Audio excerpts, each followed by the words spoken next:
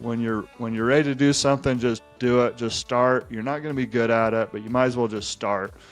Yeah. Because the quicker you start, the quicker you're going to figure it out. So, what are some common mistakes that non-salespeople make when trying to sell their ideas or services?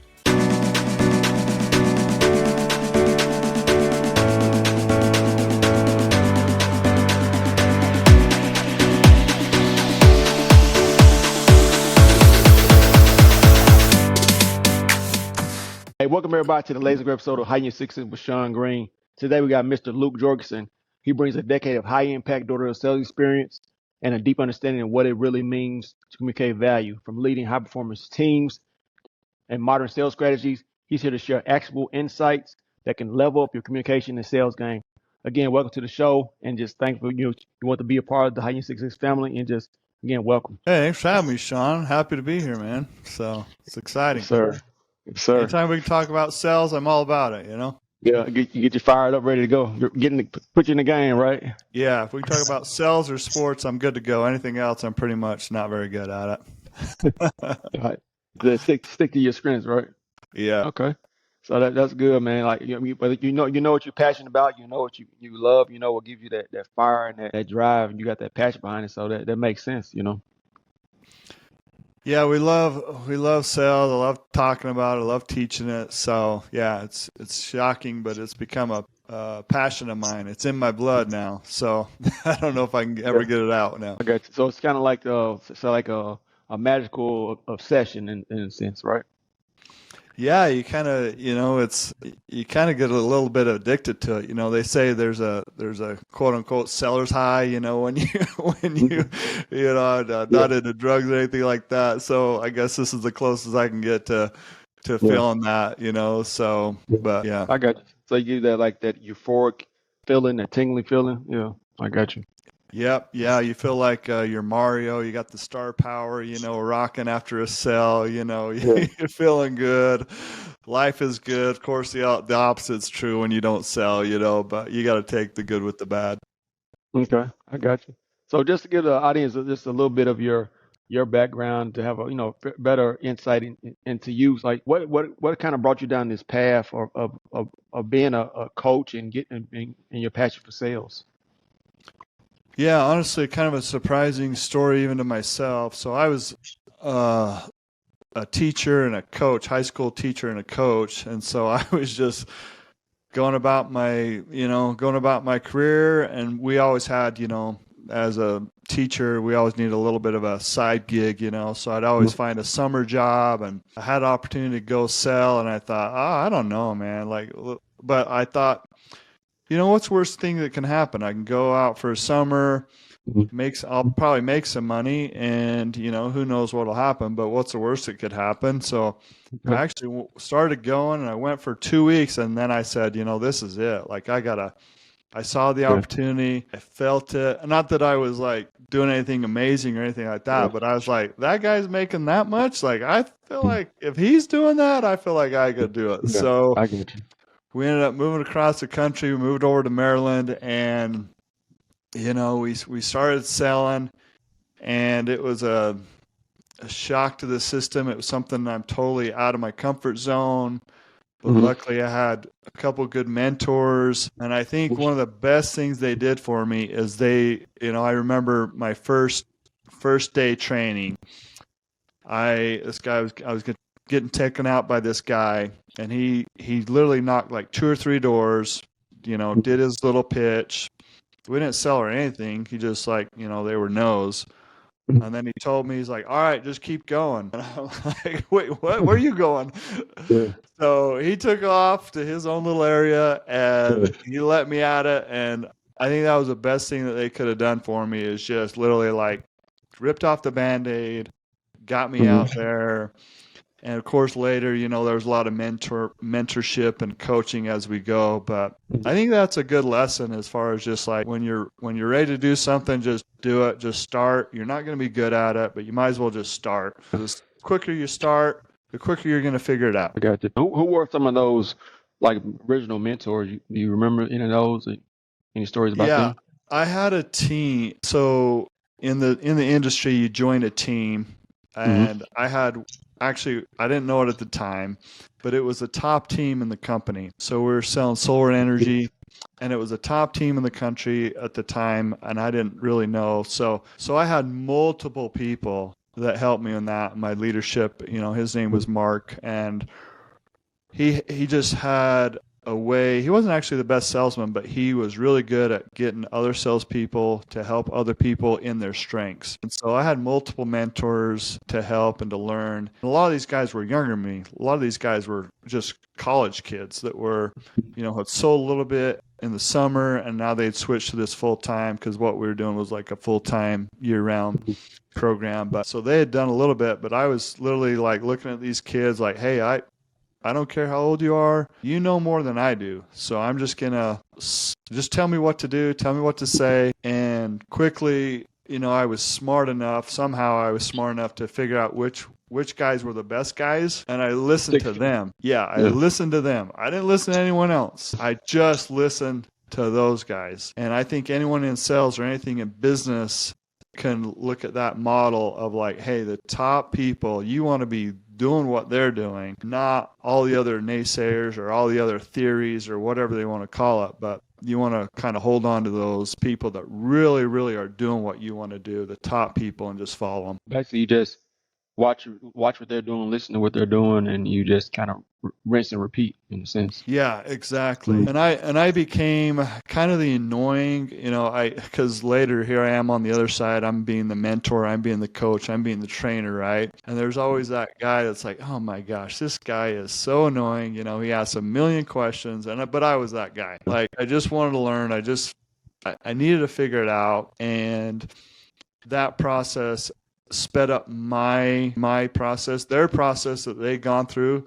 sped up my process to go from A to B a lot quicker, because I trusted them. I did what they told me to do, and I didn't have to trial and error or try to figure anything out. They had already proven it, so I just followed them. So what are some common mistakes that non-salespeople make when trying to sell their ideas or services? Oh, there's so many. It's like, oh my gosh, there's so many things. Probably some big ones though are I think a couple bit. One, mentality. So I'll give you a mentality tip, and then I'll give you like a skill kind of application tip. But one, the mentality is not thinking about the other person and not getting in their shoes. So what's in it for them? A lot of times new people think, oh, I'm trying to push my agenda on them. But if you can get in the other person's shoes, what's in it for them? Why is this good for them? I think mentality, that shifts your dynamic a little bit. Number two, as far as skills, finding out their problem, their real problem. A lot of times we just go right into our features of our product or the features of our service or why it's so amazing. And they didn't even cover the problem. They didn't even discover the problem or ask about the problem or get the problem. And so I had this recently, actually.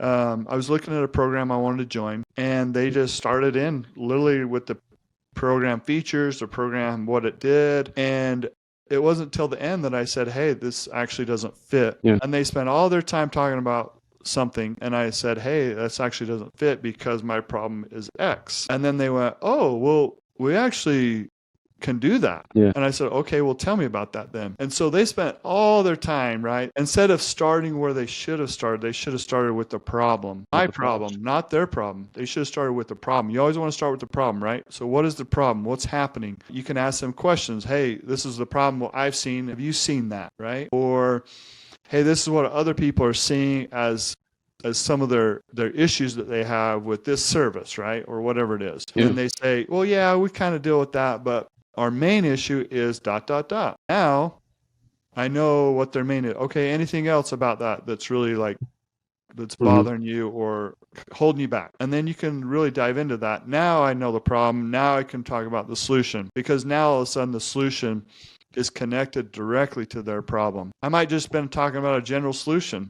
That's great, whatever. But now all of a sudden, hey, I'm talking about a specific solution to their specific problem. That's when really the big keys are, I think. So I see that quite often, people talking about their solutions and talking about the features of the product or features of the service, a little like Yeah. nuanced things, and they don't talk enough about the problem or find out enough about the problem. Yeah, I see what you're saying. 'Cause that's more. I guess it's important that they know it, but at the same time, it's more technical and just it's information. But at the end of the day, you know you're selling to a person that has real life issues, and so you want to be able to help them. So you can't help them if you don't know what their real underlying issue is.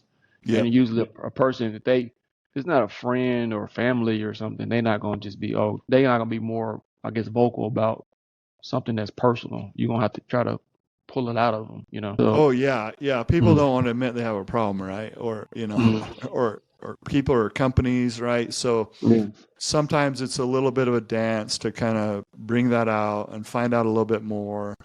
Maybe take one step with them, and then all of a sudden you're able to take other steps and see that, and they allow you to discover the situation a little bit more, and you can really discover the problem, and then that's when it yeah, becomes more impactful. yeah, yeah. So, I think also like kind of like I've seen the process where if you kind of like the first contact is more of a discovery, hmm trying to build, and then leading to the next step, which would be more of the, I guess, trying to sell it or close it in a sense, because if you're discovering what's going on, then you can kind of figure out, okay, this is what they need, and then you can kind of build a plan for them from there. I would think. yeah, that's a good way to do it for sure. Whether it's like a two-touch meeting, maybe it's in the same meeting, but you're starting with that problem and what's going on with them, and really trying to figure it out. How do you feel like with the advance of AI information? How do you feel like how's that affected the sales landscape? Has it changed, and what are strategies are now essential for success with the changing, technology information age? Yeah, so sales now is quite a bit different. So I'll give credit where credit is due. So Daniel Pink, sales master, he talks about this idea of modern sales, and kind of the idea is that back in the day, a salesman, he even goes back as like, hey, you're bringing a goat to the market, right? So the seller knows more about the goat than the buyer did, right? Yeah. So you know, and that's his example. But I mean, you even go back a little bit, like the whole idea of the seller and the buyer, their knowledge is becoming more equal. So if I tell someone, for instance, in a sale, they might not know, but if let's say I told them something that was false, and they're like, I don't know, man. Let me, they can literally pull up their phone and literally Google it, chat GPT Mhm. it, like they can find out the answer to that, right? So the information is not, it doesn't always get people across the line. What it Yeah. does is a good salesman gets people to act. And Yeah. now we have more information, it's more equal. So you got to sell the right way, I think. You got to sell more truthful than you've ever sold before. So if you have bad habits of lying to people, they can know in 2 seconds. And Yeah. A, it's not the right way to do it, but B, you're not gonna be as successful doing that, right? You're not That's able true. to lie about how good this goat is, to sell to the guy, right? So that's changed. I mean, with everything, you gotta take with the good with the bad. So everything with AI, like it's helped. I use Chat GPT all the time for Me different too. topics, summarize it, like Hmm. learning, like I use it Yeah. all the time. Hmm. But it's not ever going to take away our connection as people, right? So Yeah. we still tell the ChatGPT what to do, right? We're still the director of what we want. So I think sales has always been a person to person. Yeah, it might be over video, it might be different, but it's a person to person connection. It's a person to person contact. So I see it just helping sales, not hurting us. Okay, I really, I feel the same way, because, you only can, if you use it the right way, I feel like you only can better yourself in whatever you're using it for. Because, like, if you want to know something, you want to critique yourself, get some better way of doing something, better way of thinking about something, you can just, put that in there and listen to the feedback. But the thing is, like, even though you're getting information fast, it's just like anything else. You have to actually learn it, apply it, and use it. If you don't actually Yeah. apply, all this information you're learning in some form or fashion, into your career, your life, it's not going to benefit you no way. You know. So what are some of the core principles of building high performance team culture, especially with how fast paced things are, and also in like remote environments. Everything is like Zoom and whatnot.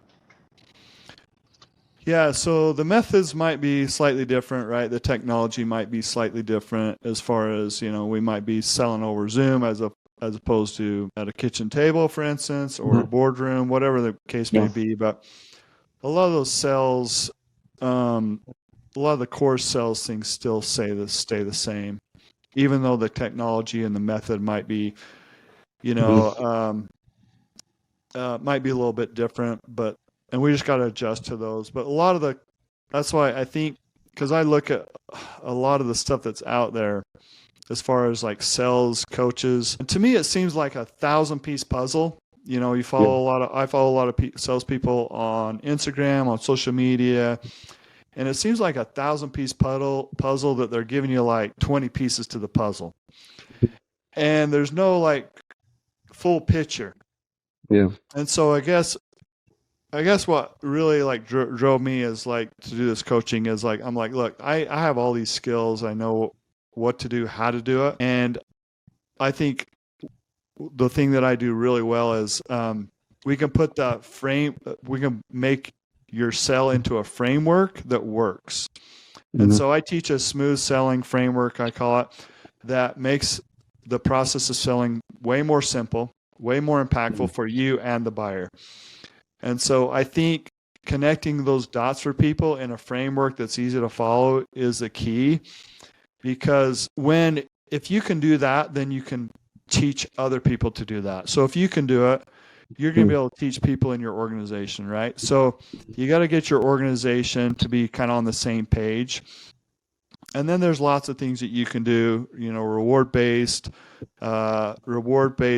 metrics. Team culture wise, I'm all about a lot of team culture stuff, and I really believe in like strong team culture. That's the background I came from in that industry. Like we do a Yeah. lot of activities together. We're like a family. Like we root for Like each other. tribe. Yeah. Yes. Yeah. Mm-hmm. In fact, our West Coast, we were called Tribe. Yeah. And so That's cool. because it's that mentality of being one. So I know that's a long-winded question, but there's a No, lot no, you can that's do. great. I love it. I love it. Yeah. But you say that being one, so that goes back to like you go back to thinking rich, the mastermind principle. And when you get people of like mind together, and then like the brain and the energy kind of syncs together, and then you just kind of can multiply your results from there. Yeah, So yeah, so that's I think an age I old love it. principle that people overlook, but I think our forefathers, I think they had that all figured out even way before technology. Yeah, yeah. Because if you're building a team, it's a business or team or sales team or some type of like a lot of those principles that have been around for ages and ages don't change with the technology. I mean, they might change with the way that you connect and all that, but a lot of those Yeah, principles are still the same, right? They haven't changed because we're still people. yeah. I mean, people have been selling since back when they was writing, doing stuff on cuneiform tablets. You go back, look at some of the Sumerian stuff. They had examples of them selling, cattle and writing out IOUs on tablets. So, Yeah. it's been around since beginning. So it just over time it just changes versus I guess the times and what's available for use of how to sell whatever goods or services you're selling. Yeah, and I think it has changed a little bit. So for instance, it's hard to get people's attention nowadays. I feel even in my 10-year career, I've seen that more. Where Oh yeah, like people for attention is short. Yeah. attention spans are super short. Yeah. Like now all of a sudden, even at the door, we used to say, okay, you got a minute, maybe, Yeah. to kind of like you got a minute that they're going to give you no matter what. Yeah. Now with social Like media and us swiping, I feel like it's like like 20 20. seconds now. Yeah, Yeah, exactly. it's like so you got like 20 seconds to like capture their attention, or they're gonna swipe you to the next thing. So, and on social media, the same idea is because I'll teach sales for social media people, right? And our idea now is, and it's pretty common. It's like you got 3 seconds on your social media, right? 3 seconds to kind of hook them, and so to get their attention. A hook in 3 seconds. It's super difficult. I'm even struggling with it. And I'm not like a social media guru, but I do know the science, and I do know you literally have 3 seconds. So you have 3 seconds to capture someone's attention. And sometimes that's visual. Is that from your words, the sounds, the all music? the above, visual, music, all that. So, because like we have that smooth selling framework that literally can be applied to the boardroom. So I'm talking we've sold millions and millions of dollars with this framework and my teams. Yeah. So we sold millions and millions of dollars with this framework that worked, and it will work for, let's say you're trying to pitch investors. It'll work for that. It'll work for social media kind of, quick post. You might have to do it in a couple segments, but there's ways to do it. It might work for an entrepreneur trying to promote themselves and their business to, other people. So there's a lot of ways to do it. It might be that you need to pitch yourself to your employer for a raise. Mm-hmm. I mean, think about how many, there should be a plan. There's a way to do it. And so with our smooth selling framework that we're teaching in my course, it can be, the cool thing about that one is it can be applied to a lot of practices. That's really cool. So can you walk us through like a simple example of your smooth selling framework, like for closing a deal? Yeah. So it's obviously in sales, like your question when you ask, like, okay, what's some things that they are doing wrong? I mean, you can mess up a sell in a million ways, right? But the best way to do it is, and I'll walk you through it real quick. It's you start with what's called a hook. We didn't even call it. We used to not call it a hook. We used to call it a attention getter. Yeah. But that idea is you got to get someone's attention, right? Yeah. And then you go to the problem. You talk about the problem. Okay. And then you talk about the solution. Okay. And then there's a thing called a takeaway, which means the offer is there, but there's some scarcity behind it. There's a little bit of psychology here where you're kind of taking that away from the person. Or they might not be able to get it because of limited time, limited scarcity. They might not be chosen. They might have to qualify for something. So for solar, for instance, your house might not get enough sun to qualify to get that, right? So it's something that you're taking away. And then the key is the transition. And all sales is a transition from one thing to the next thing, to the next thing, to the next thing. People think that sometimes selling is like this handshake, this grand handshake, where you're sticking your hand out. Do we have a deal? Yeah. And it's not that at all. It's like walking across a line. It's like the sun coming up. It's like, when did it get bright? Well, I don't know. It just kind of got brighter and brighter and brighter. Sales should be like that. It should be smooth, where it's just a process. It's just the next step happens. So that's a basic, and of course we dive a lot more into it, but that's the basics of a good pitch, a good presentation that can be applied to literally anything.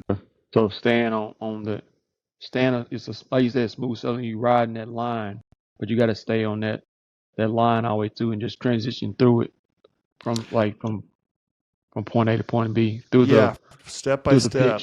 Yep, step by step. And there's going to be some interruptions from the person. There's going to be some asking questions, of course. There's going to be some back and forth. If I was able to figure that out. Now the key is it took me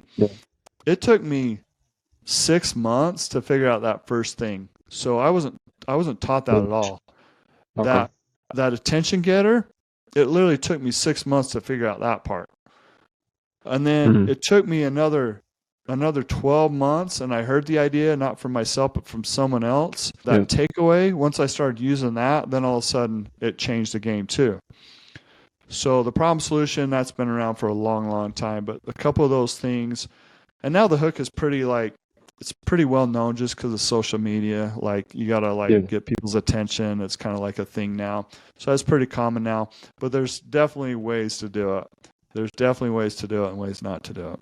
Yeah. Okay. So does that vary versus whether it's a product, a pitch, or like a partnership? Is it a difference in how you go through the framework?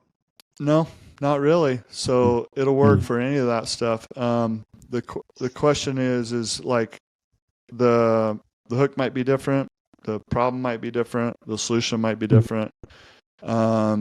Maybe it's not a good fit. The taking away something like, hey, like I don't know if this is a good partnership, so it might not work. So like we're just here in the early stages. Like this is not like a, this is not like a commitment right now. So, some type of takeaway where it's like scarcity. We don't know if we're going to go through with this. I don't know if I'm going to do this. You don't know if you're going to do this. Some type of that. And it really alleviates a lot of pressure from the buyer. Yeah. So they feel like, oh, okay, well, I might not get it anyway. Or, oh, okay, this might not happen anyway. It takes away a lot of pressure. Okay. I really like that. It seemed like it's a pretty simple way of approaching a sale or a pitch. Present to some potential client. Yeah, an analogy of that is like, hey, man, I got this cookie. It's delicious. Yeah. It's chocolate chip. Do you like chocolate chip? And they're like, yeah, I like chocolate chip. Man, I love chocolate chip. It's so good. It's one of the best cookies I have. Yeah. But you know what? I don't know, man. Like, I might want to give this chocolate chip cookie to my wife. And now all of a sudden, like, I'm taking the chocolate chip cookie away from you, right? Yep. So you're like, and when that happens to us, we want it more. Yeah. Like, I kind of wanted the chocolate chip cookie, but now that you're taking away, like, this is like a real thing. And it might be a terrible example, but I get it. It's a huge psychological thing. We want things that are scarce. We want things that we can't have.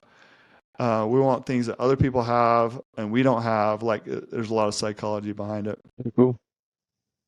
Pretty cool. I like that. So, like, what's the future for your coaching business and your sales and your teams? What's the vision for you? The vision is to get really big, coaching a lot of people. That's the vision. So, kind of the first step, probably for most people, if they want to check out my stuff, should probably take my smooth selling framework course. It's an online course they can take, get an idea of what I'm talking about. I can show you really good value in under an hour. So they could take that. That's a good way to start. And then from there, we'll progress to more one-on-one stuff. It's customizable. My coaching is pretty customizable. So training teams, sales teams I'm training. And so training individuals also. So that's what I like to do. That's what I'm good at. So humbly, but I can help people sell. So can't teach you how to cook, but you gotta sell, right? I can't teach you much, but I can teach you how to sell. Yeah. I mean, if you can cook the food really good, and then you can teach them how to pitch the sale to somebody to buy it, right? Yeah, I'm not good at the cooking. My wife's a good cook. That's good enough for us. Yeah, that's cool. So I guess your path is, you're gonna get on podcasts and you're gonna kind of bring awareness to your coaching and your team. Yeah. There's a lot of good people out there that are good at what they do, but until you know who they are, you don't know who they are. So just trying to get the word out so people know who I am, what we do, and how we help. And so basically, people are mainly, are you going to physical locations, or is it mainly everything through Zoom? Are you connecting with people? We have both options, so we can do that. Yeah, we can go there. Typically, it just depends, but honestly, like to go in location especially to start and really meet, and then we can do a lot, Zoom. So we can customize it to what people need. So. Okay. All right, cool. And so where can people reach you? I saw you on Instagram under Coach Luke, and where else can they find you? Yeah, probably the best place is on Instagram at Coach_Luke J, or just on my website, lukejorgenson.com. Awesome. It's been a pleasure, man. I really enjoyed learning from you, and I believe people watch the podcast, they're going to learn from this because you really brought great value and really some great information that people, whether, can grow in sales or just in life, is really going to help. Thanks, Sean. Appreciate that. Thanks for having me on, man. It's been good. Good to talk to you. I like your podcast, so it's good stuff. I enjoyed it, man. Much love, and this has been the latest and greatest episode of Heighten Your Success, and we'll catch you guys on the next one. Much love.